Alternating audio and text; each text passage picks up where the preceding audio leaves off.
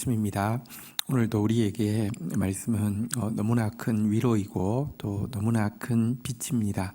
그 말씀으로 함께 나아가십시다. 사무엘하 12장 15절에서 23절입니다. 사무엘하 12장 15절에서 23절 15절 10부터 17절까지 읽겠습니다. 나단이 자기 집으로 돌아가니라. 우리아의 아내가 다윗에게 낳은 아이를 여호와께서 치심에 심히 앓는지라. 16절 다윗이 그 아이를 위하여 하나님께 간구하되 다윗이 금식하고 안에 들어가서 밤새도록 땅에 엎드렸으니. 17절 그 집에 늙은 자들이 그 곁에 서서 다윗을 땅에서 일으키려 하되 왕이 듣지 아니하고 그들과 더불어 먹지도 아니하더라. 다윗의 범죄는 사단에게 큰 틈을 주었습니다.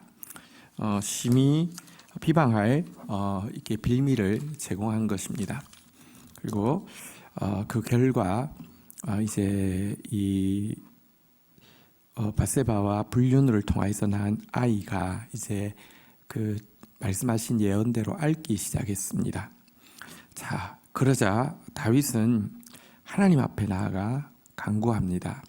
금식을 하며 철야를 하며 밤새 땅에 엎드려서 먹지도 마시지도 않고 하나님 앞에 매달리고 있음을 보게 됩니다. 이것은 하루가 아니라 한 주간 동안 계속 되었습니다. 신하들이 만류해도 그를 일으킬 수가 없었습니다. 그렇지만 이 기도를 다시 한번 생각해 보면 쉬운 기도가 아님을 알게 됩니다. 왜냐고 하면 이미 그 아이가 죽을 것이라는 선지자의 예고를 받았고요. 또 이 일이 일어난 것은 다윗이 자기가 범한 죄 때문에 일어난 것도 알고 있고 또 자기도 시인을 했지 않습니까? 마음속에 이런 참소를 사단은 줄 것입니다.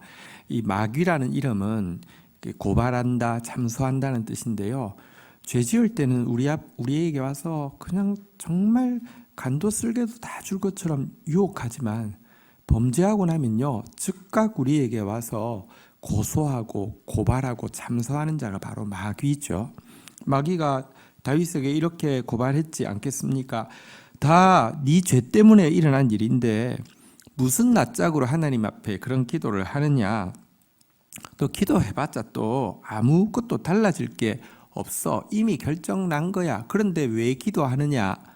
이런 참소들로 다윗이 하나님 앞에 나아가는 것을 막았을 것이고요. 도리어 그냥 자책과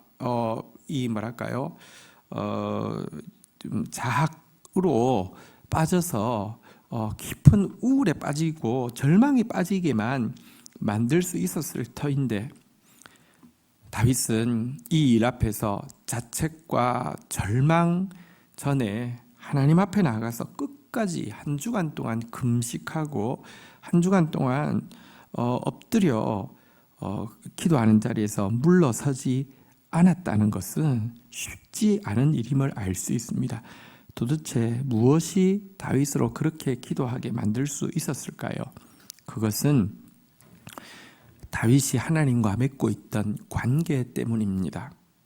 다윗에게 하나님은 선한 분이십니다. 아니, 다윗에게 하나님은 아버지이십니다. 종은 주인 앞에서 자기가 잘못해서 생긴 일에 대해서는요, 이제 막 수습해달라고 이렇게 매달릴 수가 없습니다. 주인이 이미 거절한 명령에 대해서 똑같은 것을 반복해서 계속 또 청원할 수도 없습니다. 그랬다가는 주인에게 불편하게 떨어질 것이고요. 어떤 주인에게서도 이렇게 쫓겨나거나 책망을 받을 것입니다. 그렇지만 하나님과 우리와의 관계가 주인과 종의 관계가 아니라 아버지와 아들의 관계입니다. 아들은 비록 자기가 잘못한 일이 있어도 부모에게 막 땡깡을 피우면서 수습해달라고 요구할 수도 있고요. 부모가 거절한 일에 대해서도 10번이고 반복해서 나아가서 들어달라고 청원할 수 있는 특권이 있습니다. 그가 하나님과 맺고 있는 이 관계 때문에 논리적으로는 내 죄 때문이고 논리적으로는 이미 결정난 일인데 기도할 수 없을 터인데요. 기도는 논리가 아닙니다. 기도는 하나님과의 관계입니다. 하나님과의 관계 앞에서 끝까지 지금 기도하고 있는 것입니다. 기독교의 기도는 세상 모든 종교의 기도와 다릅니다. 세상 모든 종교의 기도는 종으로서 신에게 뭔가를 구걸하거나 아니면 면피하는 것이죠. 뭘 달라고 하거나 제발 좀 저주가 임하지 않게 해달라는 것입니다. 그러나 기독교의 기도는 자녀로서 잘났든지 못났든지 하나님의 자녀로서 하나님의 품을 파고드는 것이 기독교의 기도인 것입니다. 자, 이 기도를 드렸는데요. 18절부터 보도록 하겠습니다. 18절. 이래 만에 그 아이가 죽으니라. 그러나 다윗의 신하들이 아이가 죽은 것을 왕에게 아뢰기를 두려워하니 이는 그들이 말하기를 아이가 살았을 때에 우리가 그에게 말하여도 왕이 그 말을 듣지 아니하셨나니 어떻게 그 아이가 죽은 것을 그에게 아뢰일 수 있으랴. 왕이 상심하시리로다 함이라. 7일 만에 아이는 죽었습니다.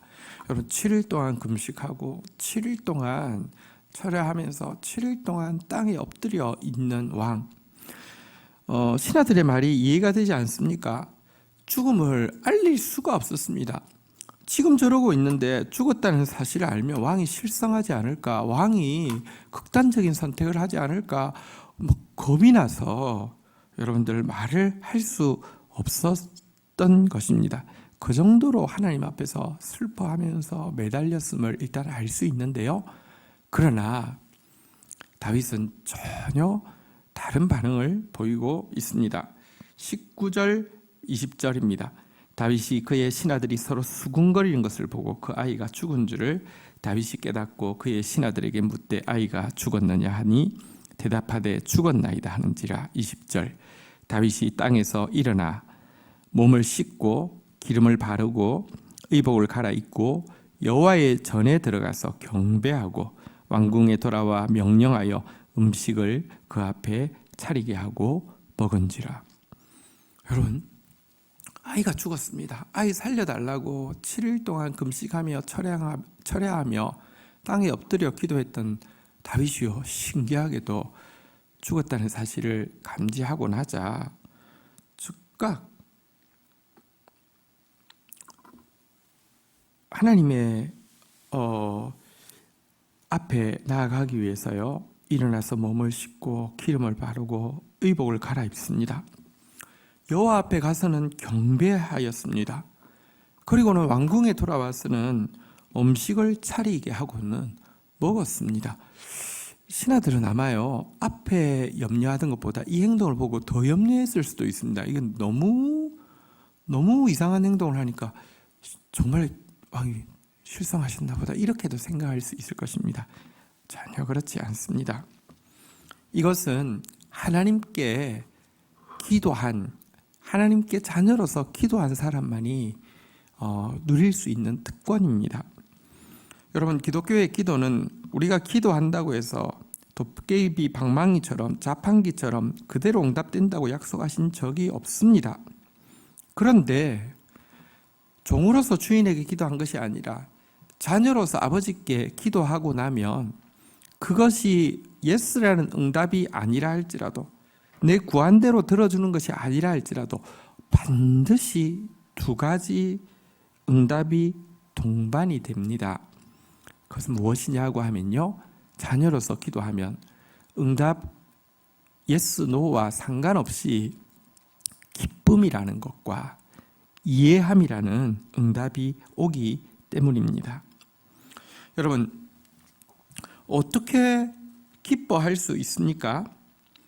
여러분, 사실 다윗은 이 7일의 기간과 이 기도를 통하여서 자기가 비록 너무 큰 범죄를 하였고요, 자기의 범죄 때문에 자기가 아픈 것보다 자기 자식이 아픈 게 더 힘들지 않겠습니까? 자기 자식이 아프게 될 정도의 무시무시한 범죄였지만 그 7일의 기도를 통해서 그는 여전히 하나님 앞에 나아갈 수 있고 기도할 수 있는 자녀의 특권을 확인한 데서 오는 기쁨과 감격이 있었던 것입니다.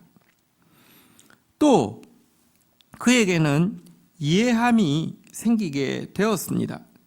비록 이 땅에서는 아이와 사별하게 되었지만 영원한 세계에서는 다시 재회할 것에 대한 확신에서 오는 위로와 또 이해함이 있었습니다.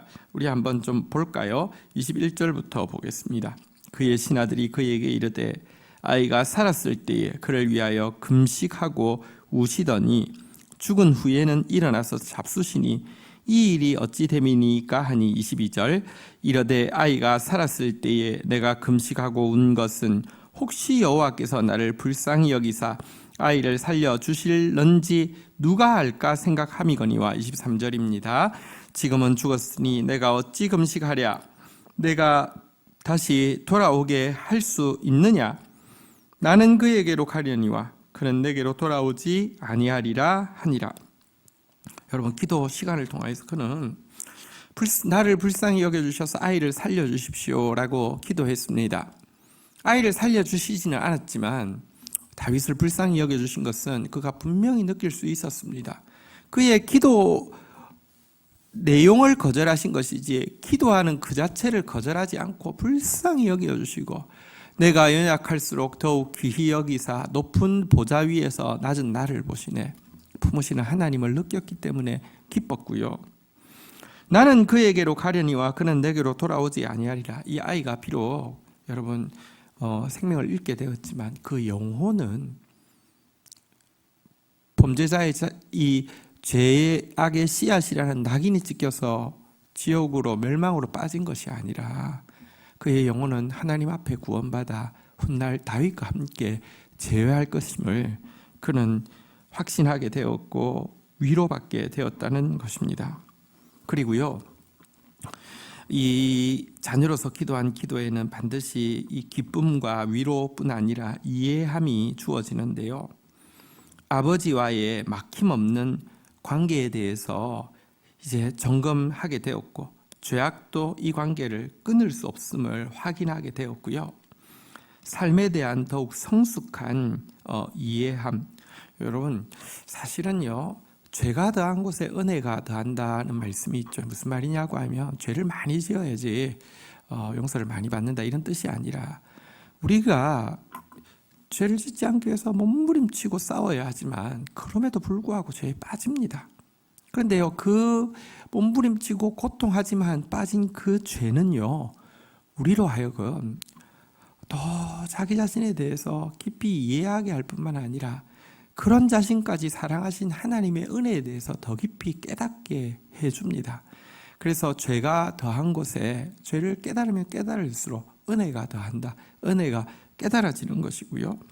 이와 같은 자신에 대한 이해와 하나님의 사랑에 대한 이해가 넓어질수록 깊어질수록 그런 다른 사람도 이해하고 품을 수 있는 사람이 되는 것입니다. 이것은 단편적으로 내가 구한 것을 그대로 응답받는 응답보다 훨씬 더 소중한 것입니다. 이와 같은 이해함 그리고 이와 같은 기쁨. 하나님은 우리의 기도에 이와 같은 기쁨과 이해함을 약속하고 계십니다. 이것을 비록 범죄한 자리에서라 할지라도 이 기도의 특권을 빼앗기지 않는 저와 여러분들 되시기를 주의 이름으로 축복합니다. 주신 말씀 붙잡고 제가 기도하겠습니다. 하나님 감사합니다. 다윗은 자기의 죄로 말미암은 아이의 아픔 또 이미 선지자를 통하여서 죽음이 예고된 아이의 질병에도 불구하고 하나님 앞에 나아가서 자녀로서 불쌍히 여겨달라고 끝까지 매달리고 있는 모습을 보게 됩니다. 하나님, 저희의 관계가 하나님과의 관계가 이와 같은 관계가 되게 하여 주옵소서. 종처럼 하나님 앞에 나아가서 구걸하거나 저주를 피하기 위해서 하는 기도, 저급한 기도에 있지 않게 하여 주시고 자녀로서 하나님 앞에 당당히 나아가게 하여 주시고 점차 아버지의 마음을 이해하게 하시고 아버지가 하던 일을 하는 사람으로 자라가는 기도의 사람이 되어지게 인도하여 주옵소서. 하나님, 다윗이 간절히 기도했지만 그가 기도한 내용과는 정반대의 일이 일어났음에도 불구하고 다윗이 하나님께 경배하며 또 음식을 먹고 또 기름으로 또 이렇게 몸에 바르는 이런 모습을 보게 됩니다. 우리의 기도가 우리가 원하는 대로 응답되어지지 않는다 할지라도 하나님으로만 말미암을 수 있는 기쁨과 하나님으로만 말미암을 수 있는 성숙한 이해함이 주어짐을 알게 해주셔서 감사합니다. 하나님과 우리와의 관계는 사망도 생명도 천사도 그 어떤 것도 끊을 수 없는 영원한 것임을 인하여서 감사하고 감격합니다. 하나님 아버지, 또 내 죄에 대한 깨달음이 주의 은혜에 대한 깨달음을 더 크게 하며 나를 더 깊고 넓게 만들어서 깊고 넓게 영혼들을 품고 이해하며 사랑할 수 있는 사람으로 만들어 줌도 깨닫게 됩니다. 하나님, 그러하오니 저희 언제 어디서라도 기도하는 이 특권을 잊지 않게 하여 주시고 기도에 약속된 기쁨과 성숙한 이해함을 받아 누리는 자녀로 설 수 있도록 인도하여 주옵소서. 예수 그리스도의 이름으로 기도 올립니다. 아멘. 오늘 저녁 9시 8시 반 금요 부흥 집회 정상적으로 진행됩니다. 우리 90명까지 대면 예배가 가능합니다. 기도가 필요한 상황입니다. 함께 기도해 주시면 좋겠습니다.